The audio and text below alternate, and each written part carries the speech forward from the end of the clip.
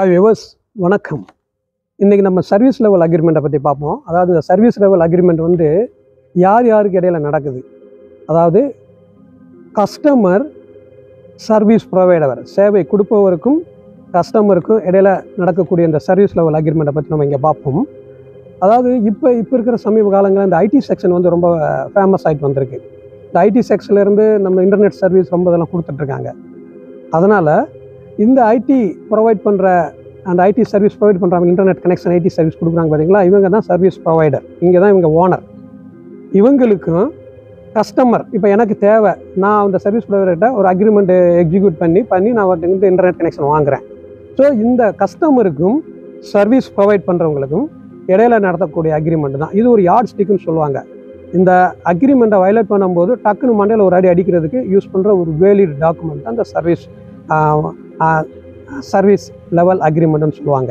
அதாவது என்னென்னா, சர்வீஸ் கொடுக்குறவங்க எப்படி நடந்துக்கணும், கஸ்டமர் எப்படி நடந்துக்கணும், தப்புகள் பண்ணால் யார் வந்து காம்பன்சேஷன் கொடுப்பாங்க, இந்த மாதிரி ஒரு அடிப்படை கருத்துக்களை வச்சு அந்த ஒரு கிளாஸஸ் சர்வீஸ் லெவல் அக்ரிமெண்ட்டில் மென்ஷன் பண்ணி ரெண்டு பேரும் ப்ராப்பராக நடந்துக்கிறக்கூடிய ஒரு வேலிட் டாக்குமெண்ட் தான் இந்த சர்வீஸ் லெவல் அக்ரிமெண்ட்.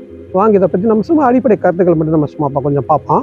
அதாவது இதில் 3 விதமான டைப் இருக்குங்க. அதாவது என்னென்னா, ஃபஸ்ட்டு வந்து கஸ்டமருக்கும் அந்த சர்வீஸ் கொடுக்குறவங்களுக்கும் இடையில் ஏற்படுற அக்ரிமெண்ட். இன்னொன்று வந்து இன்டர்னல்னு சொல்லுவாங்க. அதாவது என்னென்னா, ஒரு ஆர்கனைசேஷனில் ஒரு ஐடி டிபார்ட்மெண்ட்டில் இருக்கிற ஒரு சர்வீஸ் ஐடி ப்ரொவைட் பண்ணுற ஒரு டிபார்ட்மெண்ட்டு, அதுக்குள்ளே இருக்கிற இன்னொரு டிபார்ட்மெண்ட், சப்போஸ் மார்க்கெட்டிங் டிபார்ட்மெண்ட் இருக்கும். இப்போ மார்க்கெட்டிங் டிபார்ட்மெண்ட்டுக்குள்ளே ஒரு சர்வீஸ் லெவல் அக்ரிமெண்ட்டை ஏற்படுத்திக்குவாங்க. இல்லைன்னா அதே ஐடி செக்ஷன், ஒரு ஆர்கனைசேஷனில் இருக்கிற ஐடி செக்ஷன் இன்னொரு கம்பெனியில் இருக்கிற ஐடி செக்ஷன், இல்லைன்னா இன்னொரு இருக்கிற மார்க்கெட்டிங் செக்ஷன், இல்லை இன்னொரு கம்பெனி கூட ஒரு அக்ரிமெண்ட் ஏற்படுத்திக்குவாங்க, சர்வீஸ் லெவல் அக்ரிமெண்ட். இந்த மாதிரி நான் சர்வீஸ் கொடுக்குறேன், நீங்கள் இந்த மாதிரி பணம் கொடுத்துருக்கேன் அப்படின்னு சொல்லி இது பண்ணிக்குவாங்க. இது வந்து இன்டர்னல் சர்வீஸ் லெவல் அக்ரிமெண்ட். இன்னொன்று வந்து மல்டி லெவல். மல்டி லெவல் என்னென்னா, சர்வீஸ் ப்ரொவைடர் இருக்காங்க, ஒரு ஐடி செக்ஷன் இருக்குது ஒரு கம்பெனியில். அவங்க வந்து அந்த டிபார்ட்மெண்ட்டுக்குள்ளேயே, அதாவது என்னென்னா, அந்த கம்பெனியில் இருக்கிற வேறு டிபார்ட்மெண்ட்டுகளுக்கு ஐடி சர்வீஸ் ப்ரொவைட் பண்ணலாம். இல்லை வேறு கம்பெனியில் இருக்கிறதுக்கும் கொடுக்கலாம், இல்லை அவுட் கமர்ஸ்க்கும் கொடுக்கலாம், வெளியே இருக்கிற கஸ்டமர்ஸும் கொடுக்கலாம். அதாவது கஸ்டமர்ஸ் வந்து வேறு லெவல், எனக்கு வந்து இப்போ 10 ஜிபி வேணும், நான் 4 ரியால் கொடுக்குறேன், 400 ரூபா கொடுக்குறேன், எனக்கு இப்போ 100 ஜிபி வேணும், நான் வந்து 1500 ரூபா கொடுக்குறேன் அப்படின்னு சொல்லிட்டு various type of the customers இருப்பாங்க. எனக்கு 10 நாள் தான் வேணும் சர்வீஸு, 20 நாள் தான் வேணும் அப்படின்னு சொல்லிட்டு கஸ்டமர்ஸ் வந்து பலவிதமாக இருப்பாங்க. இப்போ பலவிதமான ஆள்களுக்குரிய ஒரு சர்வீஸ் லெவல் அக்ரிமெண்ட் ஏற்படுத்துகிறது தான் அந்த மல்டி லெவல் சர்வீஸ் அக்ரிமெண்ட் அப்படின்னு சொல்லுவாங்க. இப்போ வந்து சில இம்பார்ட்டன்ட் கிளாஸஸ் மட்டும் பார்ப்போம். அதாவது ஏன்னா நவடேஸ் வந்து இப்போ இருக்கிற கம்மி காலங்களில் ரொம்ப ப்ராமினெண்ட்டாக இருக்கனால கொஞ்சம் அடிப்படை கருத்துக்கள் தெரிஞ்சுக்கலாம், தப்பு இல்லை உங்களுக்கு. அதை பற்றி பார்ப்போம். அதாவது சர்வீஸ் கமிட்மெண்ட்னு சொல்லுவாங்க. சர்வீஸ் கமிட்மெண்ட் என்னன்னா, சர்வீஸ் கொடுக்குறவனுடைய ரெஸ்பான்சிபிலிட்டி, டியூட்டிஸ் அண்ட் ரெஸ்பான்சிபிலிட்டி. இது வந்து அவருக்கு மட்டும், அந்த சர்வீஸ் ப்ரொவைட் பண்ணுற ஐடி கம்பெனிக்கு மட்டும் தான் ரெஸ்பான்சிபிலிட்டி.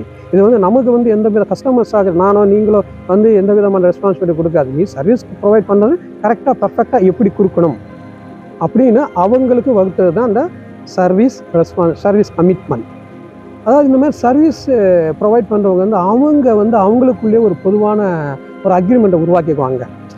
அந்த அக்ரிமெண்ட்டை உருவாக்கிட்டு அதைப்படி தான் கஸ்டமர்ஸ் கொடுப்பாங்க. கஸ்டமர்ஸ் வந்து இப்படி கூட அப்படி கூட டைரக்ட் பண்ண முடியாது. இப்படி கொடு அப்படின்னு இவங்க வந்து ஒரு நார்ம்ஸு, ஒரு ரூல்ஸ் அண்ட் ரெகுலேஷன், ஒரு டியூட்டிஸ் அண்ட் ரெஸ்பான்சிபிலிட்டி வகுத்து வச்சுக்கிட்டு அவங்க வந்து கரெக்டாக வந்து கஸ்டமர்ஸை கொடுப்பாங்க. பெரும்பாலும் இந்த மாதிரி சர்வீஸ் ப்ரொவைடர் இருக்காங்க பார்த்தீங்களா, இவங்களாம் வந்து ஒரு போர்ட்டல் சிஸ்டம் வச்சுருப்பாங்க. இந்த போர்ட்டல் சிஸ்டம் வந்து தேர்டு பார்ட்டின்னு சொல்லுவாங்க. 3வது கம்பெனி ஒன்று அதில் இன்வால்வ் ஆகிருக்கும். அவங்க தான் வந்து இந்த போர்ட்டல் சிஸ்டத்து மூலிமா ரிப்போர்ட்லாம் ஜென்ரேட் பண்ணி இந்த சர்வீஸ் ப்ரொவைடர் கொடுப்பாங்க. சர்வீஸ் ப்ரொவைடர் வந்து நாங்கள் எப்படி இந்த வரைக்கும் பர்ஃபார்மன்ஸ் பண்ணியிருக்கோம் அப்படின்னு சொல்லிட்டு கஸ்டமர்ஸுக்கு காமிப்பாங்க. எங்கள் கம்பெனி நாங்கள் எப்படி ப்ரொவைட் பண்ணிட்டு இருக்கோம் அப்படிங்கிற காமிப்பாங்க. அப்போ இந்த சில டைமில் வந்து தேர்டு பார்ட்டி பண்ணக்கூடிய மிஸ்டேக் வந்து சர்வீஸ் ப்ரொவைடரை வந்து பாதிக்குமா, இல்லை சர்வீஸ் ப்ரொவைடர் கொடுக்கக்கூடிய அந்த சேவை வந்து தேர்டு பார்ட்டியை பாதிக்குமா, தேர்ட் பார்ட்டி கம்பெனியை பாதிக்குமா அப்படிங்கிறத வந்து தெளிவாக வந்து கிளாஸில் மென்ஷன் பண்ணிடணும். இல்லைன்னா வந்து ஒரு கன்ஃபியூஸான சூழ்நிலை ஏற்படுத்தி விட்ரும். அதனால் அந்த அக்ரிமெண்ட் டிராஃப்ட் பண்ணும்போதே தெளிவாக மென்ஷன் பண்ணிடணும். ரெண்டாவது வந்து இழப்பீடு. யாருக்கு இழப்பீடு கொடுக்கணும், என்ன காரணத்துக்காண்டி கொடுக்கணும், எவ்வளவு கொடுக்கணும், இதை வந்து ஸ்பெசிஃபிக்காக மென்ஷன் பண்ணிடணும். அது இல்லாமல் இந்த சர்வீஸ் ப்ரொவைடர் வந்து சேவை கொடுக்குறாங்க, இது வந்து மெட்ரிக்னு சொல்லுவாங்க, அளவுகள். இந்த அளவுகள் இருக்கணும். அந்த அளவுகள் வந்து என்னன்னா ரொம்ப ஓவராகவும் இருக்கக்கூடாது, ஒரு சாதகமாக வந்து சர்வீஸ் ப்ரொவைடருக்கு இருக்கக்கூடாது, அதே மாதிரி கஸ்டமருக்கு சாதகமாக இருக்கக்கூடாது. ஒரு ஆன்லைனில் பெர்ஃபெக்டாக இருக்கணும். எது நார்மலாக கரெக்டாக இருக்கணும். அது 2 பேருக்கும் சாதகமாக இருக்கிற மாதிரி இருக்கக்கூடாது, பாதகமாக இருக்கவும் கூடாது, நியூட்ரலாக இருக்கணும். இது ரொம்ப முக்கியங்க. அது இல்லாமல் சப்போஸ் சர்வீஸ் ப்ரொவைடர் இருக்காங்க பார்த்தீங்களா, இவங்க வந்து ஒரு முன்னாடி வந்து அருமையான சர்வீஸ் கொடுத்துருப்பாங்க. அதனால் வந்து கஸ்டமருக்கு வந்து அருமையாக வந்து ஒரு பெனிஃபிட் வந்திருக்கும், நல்ல சர்வீஸ் கொடுத்துருப்பாங்க.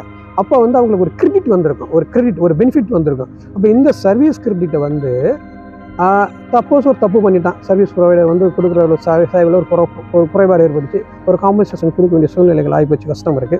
அந்த மாதிரி சூழ்நிலையில் இந்த சர்வீஸ் கிரெடிட் வந்து இதை காம்பன்சேஷன் பண்ணலாமா பண்ணக்கூடாதா அப்படிங்கிறத ஸ்பெசிஃபிக்காக, அதுதான் பியூட்டி. சர்வீஸ் லெவல் அக்ரிமெண்ட்டில் ஒரு முக்கியமான கிளாஸ் வந்து இதுதான். இது வந்து காம்பன்சேஷன் பண்ணலாமா பண்ணக்கூடாதா அப்படின்னு சொல்லி ஸ்பெசிஃபிக்காக மென்ஷன் பண்ணணும். இதுக்கப்புறம் நேச்சுரல் டிசாஸ்டர், ஏன்னா service level agreement internet service கொடுக்கும்போது டிசாஸ்டர் வரும், ஒரு புயல் வரலாம், ஒரு பூகம்பம் வரலாம். அப்போ இந்த மாதிரி டைமில் ஒரு கஸ்டமர் வந்து சர்வீஸ் ப்ரொவைடர்கிட்ட போயிட்டு எனக்கு நீ ஒழுங்காக சர்வீஸ் கொடுக்கல, எனக்கு எவ்வளோ காசு கொடு, காம்பன்சேஷன் கொடு அப்படின்னு சொல்லிட்டு இது பண்ண முடியாது. அந்த மாதிரி எந்த காலத்துக்குள்ளே கிளைம் பண்ண முடியாது. அதை வந்து ஸ்பெசிஃபிக் கிளாஸில் வந்து மென்ஷன் பண்ணிடணும். அதுக்கப்புறம் வந்து ரிப்போர்ட் வந்து சர்வீஸ் ப்ரொவைடர் வந்து எத்தனை நாளைக்கு ஒரு தடவை ரிப்போர்ட் சப்மிட் பண்ணணும், வாரத்துக்கு கொடுக்கணுமா, மாதத்துக்கு கொடுக்கணுமா, வருஷத்துக்கு கொடுக்கணுமா, அந்த ரிப்போர்ட்டில் என்னென்ன இருக்கணும் அப்படிங்கிறத கிளியராக மென்ஷன் பண்ணிடணும். இதுக்கப்புறம் சப்போஸ் இந்த சர்வீஸ் லெவல் அக்ரிமெண்ட்டுக்கு பார்த்தீங்களா, இதை வந்து ரெவ்யூ பண்ணுவாங்க சில நேரத்தில். அதை ரெவ்யூ பண்ணுறதுனா ஒரு அமெண்ட்மெண்ட் சேஞ்சஸ் கொண்டு வரணும், ஒரு மாற்றங்கள் கொண்டு வரணும்னா அது வந்து எந்த சூழ்நிலைகள்லாம் மாற்றங்கள் கொண்டு வரலாம் அப்படிங்கிறத தெளிவாக மென்ஷன் பண்ணிடுறாங்க. அதாவது என்னென்னா object of the service provider அவருடைய இது மாறும்போதும், இல்லை கிளைண்டோட கஸ்டமர்ஸ் வந்து அவங்க ஏதாவது விருப்பப்படுறாங்க அப்படின்னாவே, இல்லை சர்வீஸ் இந்த மாதிரி என்னென்ன மாற்றங்கள் என்னென்ன இருந்தால் இந்த மாதிரி சர்வீஸ் ப்ரொவைடரோட கிளாஸஸ் வந்து சேஞ்சஸ் பண்ணலாம், எத்தனை நாளுக்குள்ளே சேஞ்ச் பண்ணலாம் அப்படிங்கிறத கிளியராக மென்ஷன் பண்ணிடணும். அதுக்கப்புறம் என்னென்னா டெர்மினேஷன், எந்தெந்த காலநிலையில் சர்வீஸ் லெவல் அக்ரிமெண்ட் சர்வீஸ் ப்ரொவைடரும் கஸ்டமர் வந்து அக்ரிமெண்ட் வந்து டெர்மினேட் பண்ணிக்கலாம், முடிச்சிக்கலாம், அது எத்தனை நாளுக்குள்ள நோட்டீஸ் கொடுக்கலாம், சப்போஸ் ஏதாவது ஒரு பிரச்சனை வந்துச்சுன்னா எந்த ஜூரிஸ்டிக்ஷன் வரையறையில் வந்து கேஸ் ஃபைல் பண்ணலாம் அப்படிங்கிறதெல்லாம் தெளிவாக மென்ஷன் பண்ணிடணும். அதுக்கப்புறம் இந்த செக்யூரிட்டி, ஏன் இந்த செக்யூரிட்டி பேஸ் மென்ஷன் பண்ணுறோம்னா இது வந்து கஸ்டமர் அக்ரிமெண்ட் வெளியே வந்து கொடுக்கும்போது வெளியே 3வது கம்பெனி வந்து ஒரு செக்யூரிட்டி பர்பஸ்க்காண்டி இது பண்ணியிருப்பாங்க. அப்போ செக்யூரிட்டியில் ஒரு குறைகள் ஏற்பட்டால் யாருடைய பொறுப்பு, காம்பன்சேஷன் கிடைக்குமா கிடைக்காதா அப்படின்னு சொல்லி மென்ஷன் பண்ணிடணும். அப்புறம் ஸ்டாக் ஹோல்டர்னு இருப்பாங்க, ஸ்டாக் ஹோல்டருடைய டியூட்டிஸ் அண்ட் ரெஸ்பான்சிபிலிட்டி என்ன இந்த சர்வீஸ் லெவல் அக்ரிமெண்ட்டில் அவங்க எப்படிலாம் இன்வால்வ் ஆக முடியும் அப்படிங்கிறத கிளியராக ரொம்ப தெளிவாக மென்ஷன் பண்ணிடணும். அப்புறம் வந்து சர்வீஸ் பெர்ஃபார்மன்ஸை வந்து ஒவ்வொரு பாயிண்ட் பை பாயிண்டாக என்னென்ன சர்வீஸ் கொடுப்பாங்க, எத்தனை நாளில் கொடுப்பாங்க, என்னென்ன பிரச்சனைகள் வந்தால் எப்படி சால்வ் பண்ணுறது, அக்கு வேறு ஆணி வேறு கிளியராக அந்த சர்வீஸ் பெர்ஃபார்மன்ஸ் வந்து அக்ரிமெண்ட்டில் வந்து மென்ஷன் பண்ணிடணும். இன்ட்ரோடக்ஷன் பார்ட்டில் வந்து யார் கொடுக்குறாங்க, அவங்களுடைய அட்ரஸ் என்ன, ஒரு சின்ன இது என்னத்துக்காண்டி கொடுக்குறோம் அப்படிங்கிற ஒரு இன்ட்ரோடக்ஷன் மாதிரி நம்ம கொடுத்துப்போம். அதுக்கப்புறம் விட்னஸ், சிக்னேச்சர், அந்த விட்னஸ் இது ரொம்ப முக்கியமானது. இது தவிர அந்த மெட்ரிக்னு சொல்கிறது வந்து இந்த பெர்ஃபார்மன்ஸ் ஆஃப் சொல்கிறீங்க பார்த்தீங்களா, சர்வீஸில் கொடுக்குற பெர்ஃபார்மன்ஸ் அது வந்து ரொம்ப ஓவராக சர்வீஸ் ப்ரொவைடருக்கு சாதகமாகவும் இல்லை கஸ்டமருக்கு சாதகமாகவும் இருக்கக்கூடாது. அது வித்தின் லிமிட் ஆன்லைனில் என்ன கரெக்டாக கொடுத்தா கஸ்டமரை வந்து அட்ராக்ட் பண்ண முடியும் அப்படிங்கிறத பார்த்து தெளிவாக கொடுத்து இது பண்ணணும். அதுவும் இல்லாமல் இந்த மாதிரி அக்ரிமெண்ட் வந்து ட்ராப் பண்ணும்போது இந்த ஜார்கன்னு சொல்லுவாங்க, கன்ஃபியூஸான ஒரு ஆம்பிகிட்டி வேர்ட்ஸ்லாம் யூஸ் பண்ணக்கூடாதுங்க, இடியம்ஸ் அண்ட் ஃப்ரேஸ்லாம் யூஸ் பண்ணக்கூடாது. இந்த மாதிரி யூஸ் பண்ணால் மீனிங் வந்து வேறு மாதிரி போயிடும். அப்போ வேறு மாதிரி போச்சுன்னா வந்து நமக்கு சரியான இது அது ரொம்ப இழுத்துக்கிட்டே போகும், அதாவது ஒரு சரியான மீனிங் அண்டர்ஸ்டாண்ட் பண்ண முடியாது. அப்போ அதை வந்து பார்த்து கரெக்டாக அந்த ட்ராப் பண்ணுறவர் வந்து இது பண்ணணும். அதனால் வந்து சர்வீஸ் ப்ரொவைடர் ஐடி செக்ஷனில் கான்ட்ராக்ட் அந்த அக்ரிமெண்ட் ட்ராப் பண்ணும்போது கூட உட்காந்து என்னென்ன பண்ணணும்னு சொல்லிட்டு ட்ராப் பண்ணக்கூடிய ஆளுகளுக்கு வந்து கரெக்டாக சொல்லி இது பண்ணிடணும். இதுதாங்க, இது ஒரு அடிப்படை கருத்துக்கள் தான் இங்கே வச்சுருக்கேன். இதை எப்பயும் நீங்கள் வந்து ஒரு சர்வீஸ் லெவல் அக்ரிமெண்ட் போகும்போது கரெக்டாக பார்த்து 1க்கு 10 பார்த்து நீங்கள் வந்து அந்த சர்வீஸ் லெவல் அக்ரிமெண்ட் நீங்கள் எக்ஸிக்யூட் பண்ணிங்கன்னா பிரச்சனைகள் எதுவுமே வராது.